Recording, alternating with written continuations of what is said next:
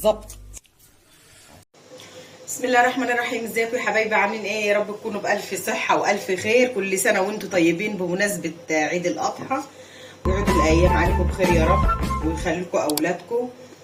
النهارده هنعمل بقى ايه؟ اولادك جايين من الامتحان زي ابني ما جاي من الامتحان كده، هيقول لك يا ماما جعان. هنعمل النهارده فطاير جميله جدا هتعجبك. عندي بطاطس، عندنا كلنا البطاطس الايام دي رخيصه، البطاطس مقطعاها مكعبات كده بالشكل اللي انتوا شايفينه دوت. هجيب عندي الشفشق بتاع الخلاطه اهو، هنزل عليه بالبطاطس بتاعتي دي كده اهو.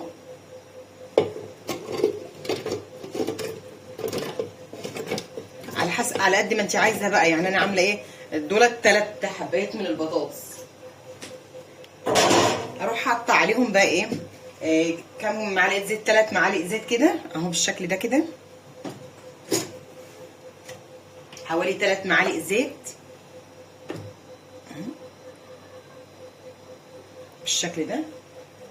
وكمان ايه؟ هحط عليهم كوبايه اللبن دي،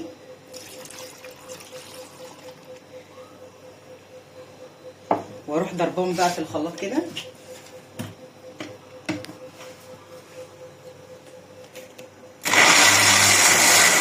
بس خلاص هبتدي بقى ايه؟ اشغلهم كده بالشكل ده لحد ما البطاطس تنعم خالص معايا.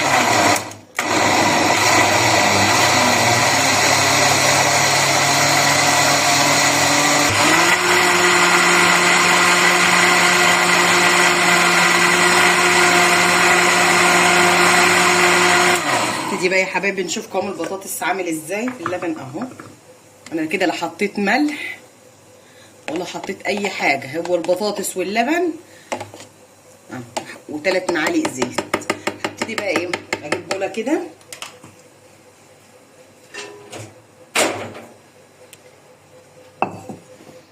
كده عندي الخلاط، وافضي الخليط بتاعي كله كده في قلب البوله اهو بالشكل ده. هبتدي بقى اجيب ايه؟ معلقه حلوه كبيره كده من البهارات اهو،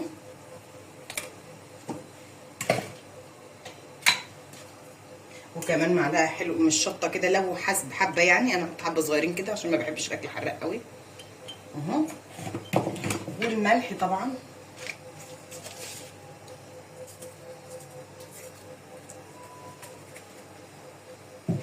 وبعد كده بقى يا حبايبي عندي فلفل الوان بالشكل ده كده، فلفل الوان اهو، وفلفل نص فلفل قرن فلفل حراق كده، وطماطميه صغيره مقطعاها مكعبات صغيره كده اهو. هنزل بيهم كلهم في قلب الخليط كده،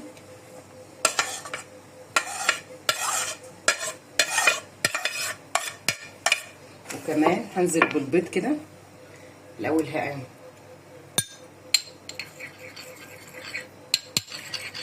هقلبه كده اهو.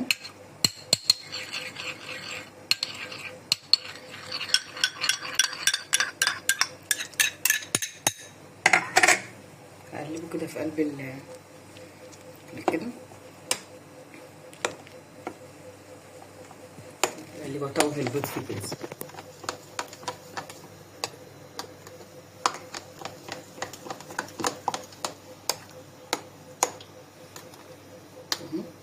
عندي بقى ايه؟ عندي مقطعه لانشون كده بالشكل ده كده. عايزه اللي انت الحاجه اللي حابه تحطيها في قلب الفطيره حطيها بالشكل ده كده. وكمان عندي جبنه، اي نوع جبنه انت بتحبيه اهو. دي جبنه موتزاريلا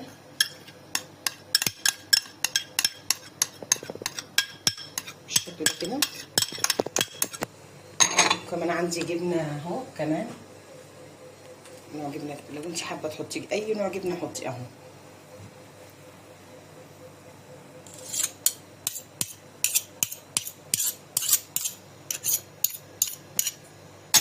هبتدي بقى اقلب حاجتي دي كلها.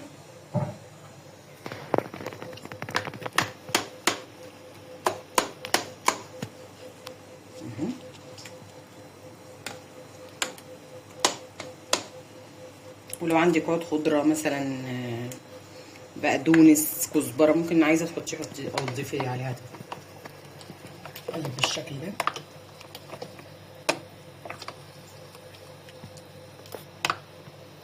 اظبط الخليط بتاعي مع دقيق على حسب ما لحد ما القوام بتاعه يبقى مظبوط بالشكل ده كده.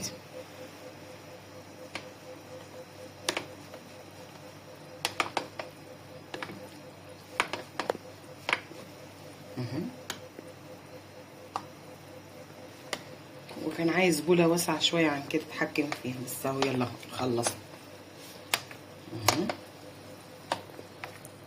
فطير هتعجبك قوي لو عملتها لاولادك، مش هتفضلي تعمليها لهم.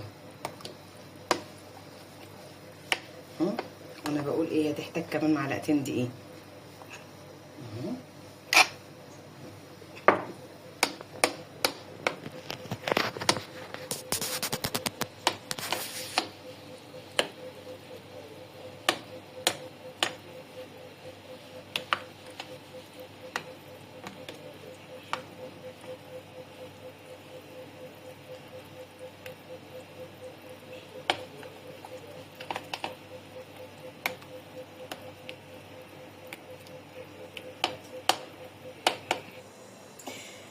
حطينا الطاسه التيفال كده، اي طاسه تيفال عندك على البوتاجاز بالشكل ده كده، كبشه اهي. بسم الله الرحمن الرحيم.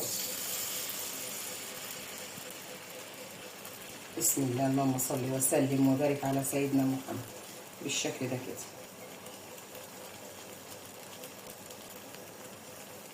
حبايبي النار هاديه عشان الخضار اللي فيها يستوي.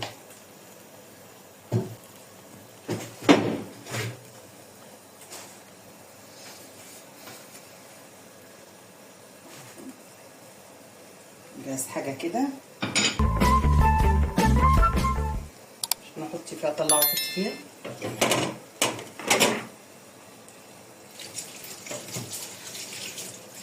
سهله وسريعه واقتصاديه، يعني مش مكلفه ولا حاجه.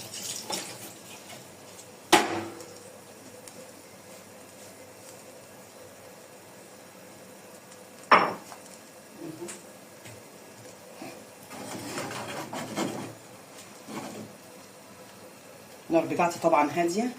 ابتدي بقى يعني ايه، حبه بحبه كده اعليها كده.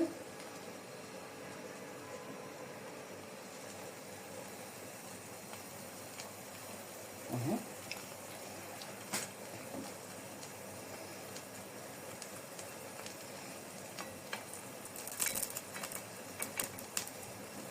حاطه في الطاسه التيفال، يعني حوالي، شوف الزيت نسبه الزيت ده حاجه بسيطه كده. شوفوا من حروف اهي، شوفوا بالشكل ده.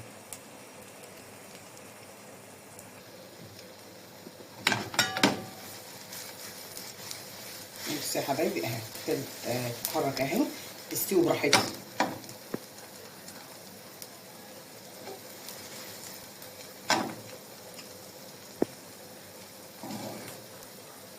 فطيره فيها فيها الخضروات اللي انت عايزه تحطي فيها وبتحبي تاكليه. قولي فيها، حطي فيها طماطم، ممكن تستغنى عن الطماطم، ممكن تستغنى عن الفلفل الالوان، ممكن تحطي فيها اي حاجه تانية انت بتحبيها.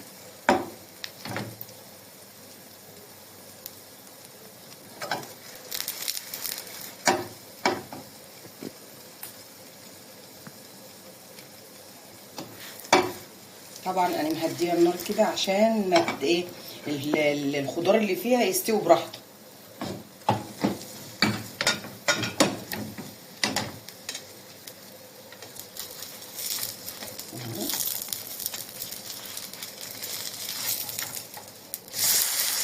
حبايبي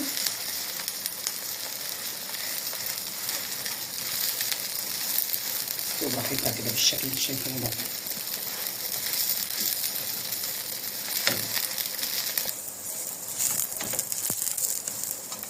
بصي يا حبيبي، قلبها تاني كده بالشكل ده كده.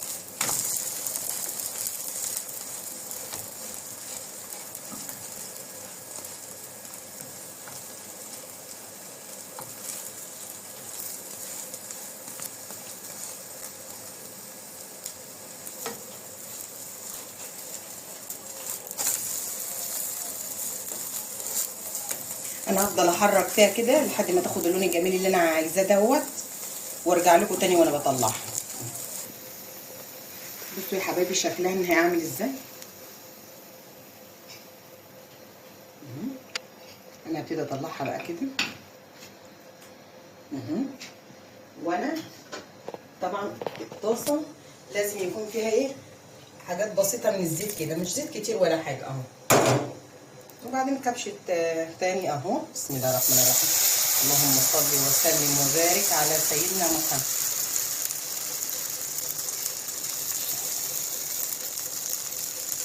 اعمل كمان واحده معاكم عشان ما اطولش عليكم بالشكل ده كده اهو.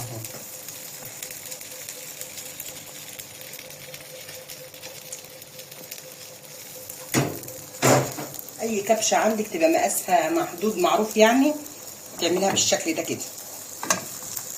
وحاولي ايه يعني تفرشيها، ما تخليهاش ايه، ما تخليهاش تخينه كده اهو.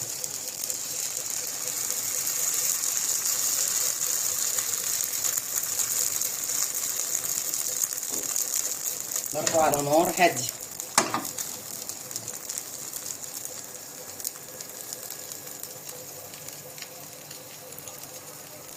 الفطيره يا حبايبي اهي بالشكل ده كده. اخر فطيره انا بعملها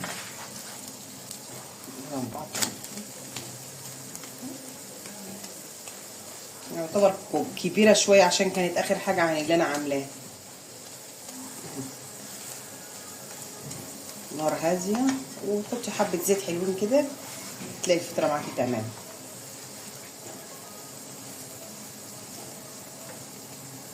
بصي يا حبايبي الخضار اللي انا حاطاه، بصي بطاطس بقى وطماطم، فلفل الوان، لانشون، حاجه اللي بتحبيها ممكن تحطيها بالشكل ده كده.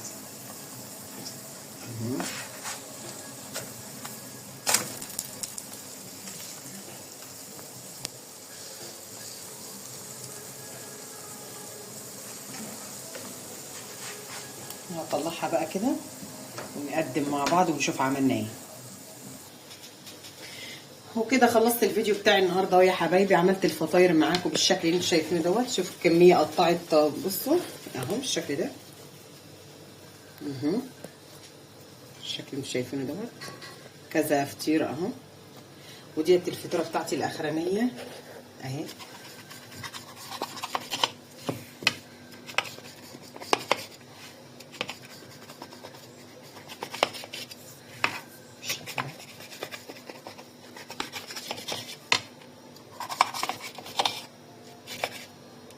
انت بقى تاكلي اهو. شوفوا يا حبايبي جميله جدا، جربوها ان شاء الله تعجبكم.